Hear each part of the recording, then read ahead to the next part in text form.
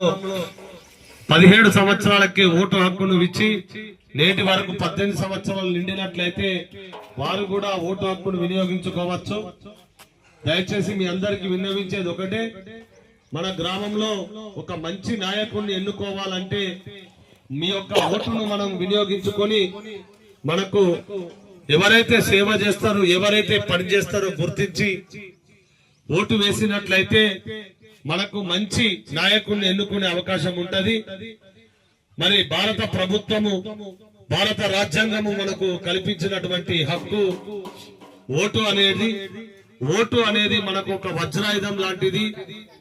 సమాజంలో ఓటు ఉండి కూడా మనం ఓటు వేయనట్లయితే ఈ భూమి మీద ఉండి కూడా మనం లేని కిందనే అవుతుందని సందర్భంగా మీకు తెలియజేస్తున్నాం. ఓటు అనేది మనము నేడు మన వార్డు సభ్యుడికి సర్పంచ్ నుంచి ఢిల్లీలో ప్రధానమంత్రి వరకు కూడా మన యొక్క ఓటు ద్వారానే ఎన్నుకునే అవకాశాన్ని మనకు కల్పించింది. ఇలా అందరికీ కూడా సమానమైనది ఏదైనా ఉన్నదంటే అది కేవలం ఓటు మాత్రమే. ఓటు అనేది ఢిల్లీకి రాజైనా కూడా పోలింగ్ బూత్ కి ఓటు వేయాల్సిందే. మరి దయచేసి మరి మనకు భారత రాజ్యాంగం కల్పించిన ఈ ఓటు హక్కును 100% మీరు వినియోగించుకొని మంచి నాయకుడిని ఎన్నుకోవాలని సందర్భంగా మీకు తెలియజేస్తున్నాం. మరి ఎలక్షన్ కమిషన్ వారు ఓటర్లకు ఎలాంటి ఇబ్బందులు కలగకుండా మీ వద్ద నుండి ఇక్కడికి వెళ్ళి ఓటు వేయడానికి వెళ్ళడానికి ఇబ్బందులు ఉన్నట్లయితే వారికి సౌకర్యవంతంగా అన్ని ఏర్పాట్లు చేయడం జరుగుతుంది. పోలింగ్ బూత్ లో ఎక్కువగా లైన్ ఉన్నట్లయితే అక్కడ మీకు చలవ పందర్లు వేస్తున్నారు, అలాగే రాగి జావా ఇస్తున్నారు, నీళ్ల సౌకర్యం ఏర్పాటు చేస్తున్నారు, కుర్చీలు ఏర్పాటు చేస్తున్నారు. మీకు ఎవరైతే అంగవైకల్యం ఉంటారో వారికి వీల్ చైర్లను ఏర్పాటు చేస్తున్నారు. మరి ఎవరైతే మంచాల పడి ఉండి అనారోగ్యంతో గురైన వారు ఉంటే వాళ్ళకు కూడా ఇంటి వద్దకే వచ్చి ఓటు వేసుకుంటారు. 70 నుంచి 80 సంవత్సరాలు కలిగినటువంటి ఎవరైతే వృద్ధులు ఉంటారో వారి కొరకు కూడా మంచి సౌకర్యవంతంగా ఇంటికే వచ్చి ఓటును వేయించుకునేటువంటి అవకాశం ఉన్నది.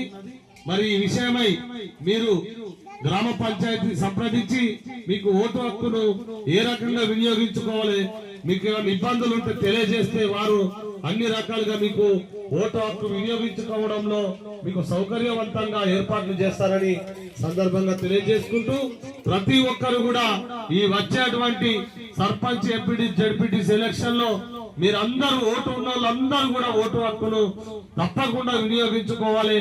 దయచేసి ఎవరు కూడా ఓటు వేస్తే మాకేమొస్తుంది, ఓటు వేస్తే మాకేం లాభం ఉంది అని అనుకోకుండా మీ ఓటు ద్వారానే, ఒక్క ఓటు ద్వారానే గెలుపు ఓటములు అనేటివి ఉంటాయి కనుక తప్పకుండా అందరూ ఓటును వినియోగించుకోవాలని సందర్భంగా కోరుకుంటూ మరి ఓటు మీద మంచి పాటలు వినిపించాల్సిందిగా మా ప్రవీణ్ ను కోరుతున్నాం. చేసే అభ్యర్థులు చూపించే ప్రలోభాలకు, మందులకు, విందులకు, కానుకలకు, డబ్బులకు లొంగిపోకుండా స్వచ్ఛందంగా ఎలాంటి భయం లేకుండా తమ ఓటు హక్కుని వినియోగించుకోవాలి. ఓటు అనేది మనం వేసేది పరదసాటికే కాబట్టి నాయకులు వచ్చి అనేక రకాల ప్రలోభాలకు గురి చేసిన స్వచ్ఛందంగా ఓటు హక్కుని వినియోగించుకోవాలని తెలియజేస్తూ ప్రజాస్వామ్యముల ప్రధానమై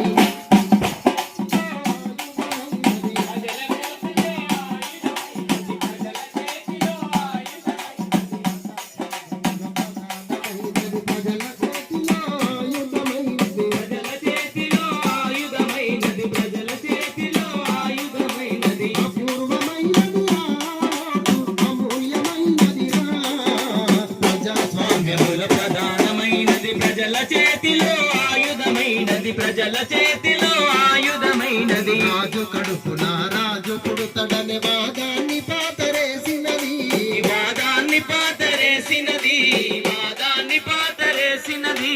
కులము మతము ప్రాంతాల నేటి భేదాలే లేవన్నది, భేదాలే లేవన్నది, భేదాలే లేవన్నది. దేశాన్నే లేదైనా కూటికి లేని కూలైనా ఒకటే ఓటు ఒకటే విలువగా అంది వచ్చినదిరా, ఓటు అమలవుతున్నదిరా. ప్రజాస్వామ్యముల ప్రధానమైనది, ప్రజల చేతిలో ఆయుధమైనది, ప్రజల చేతిలో ఆయుధమైనది. ప్రతి ఓటుకు ఒక విలువుంటుంది, ఓటే సీటై శాసిస్తుంది. ఓటే సీటై శాసిస్తుంది, ఓటే సీటై శాసిస్తుంది. అధికారాన్ని నిలబెడుతుంది, అటు ఇటు చేస్తే పడగొడుతుంది. అటు ఇటు చేస్తే పడగొడుతుంది, అటు ఇటు చేస్తే పడగొడుతుంది. తెల్ల కాగితము కాదన్నా, కవితను మార్చే ఆయుధమన్నా, నోటుకు ఓటు అమ్మిన భవిత అంధకారమన్నా, అది మహాద్రోహమన్నా. ప్రజాస్వామ్యములు ప్రధానమైనది, ప్రజల చేతిలో ఆయుధమైనది, ప్రజల చేతిలో ఆయుధమైనది. 18 ఏళ్ళు నిండిన యువత ఓటు హక్కును పొందాలి. ఓటు హక్కును పొందాలి, ఓటు హక్కును పొందాలి. ఓటు హక్కును పొందిన యువత రాజ్యాన్నేలగా రావాలి. రాజ్యాన్నేలగా రావాలి, రాజ్యాన్నేలగా రావాలి. నవ భారత నిర్మాణములో యువతే ముందుండాలల్లా, ఓటుకు ఓటు అమ్మిన భవిత అంధకారమన్నా, అది మహాద్రోహమన్నా. ప్రజాస్వామ్యములు ప్రధానమైనది, ప్రజల చేతిలో ఆయుధమైనది, ప్రజల చేతిలో ఆయుధమైనది. అపూర్వమైనదిరా ఓటు, అమూల్యమైనదిరా. అపూర్వమైనదిరా ఓటు, అమూల్యమైనదిరా. ఓటు అమూల్యమైనదిరా, ఓటు అమూల్యమైనదిరా, ఓటు అమూల్యమైనదిరా. థ్యాంక్ యూ ప్రవీణ్ గారికి ప్రత్యేక ధన్యవాదాలు తెలియజేసుకుంటూ పాటను వినిపించారు ఓటు హక్కు మీద.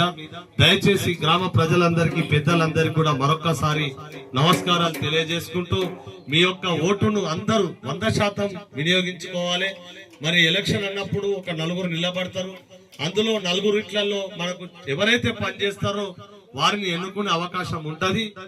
మనం ఒకరిని ఎన్నుకోవాలన్న ఓటే, ఒకరిని పడగొట్టాలన్న ఓటే గనక దయచేసి ఓటు హక్కు కలిగిన ప్రతి ఒక్కరు కూడా 100% ఈ వచ్చే స్థానిక సంస్థల్లో మీ యొక్క ఓటును వినియోగించుకొని 100% ఈ గ్రామంలో ఓట్లు నమోదు చేయాలని గౌరవ కలెక్టర్ గారు ఆశిస్తున్నారు.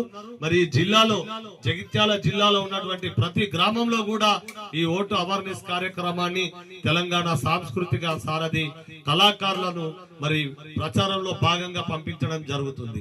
మరి ఎలక్షన్ కమిషన్ ఈసారి అందరికీ కూడా ఎలాంటి ఇబ్బందులు కలగకుండా ఓటు వేసుకునేటువంటి హక్కులను కల్పిస్తూ 100% ఓట్లు నమోదయ్యే విధంగా వారు ప్రక్రియను ప్రారంభించారు.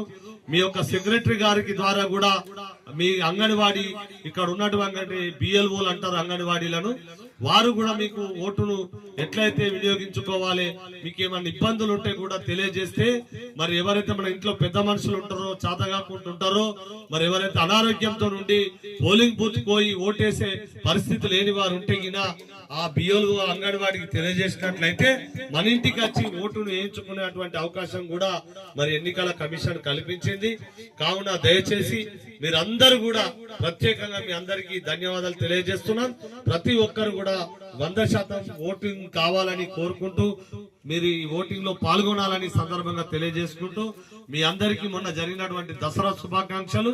నేడు మీరు మీ గ్రామంలో బతుకమ్మ పండుగను జరుపుకుంటున్న ఆడబిడ్డలందరికీ కూడా మీకు బతుకమ్మ శుభాకాంక్షలు కూడా తెలియజేసుకుంటూ ఈ యొక్క కార్యక్రమాన్ని ఇంతటితో ముగిస్తున్నాం. థ్యాంక్ యూ, ధన్యవాదాలు.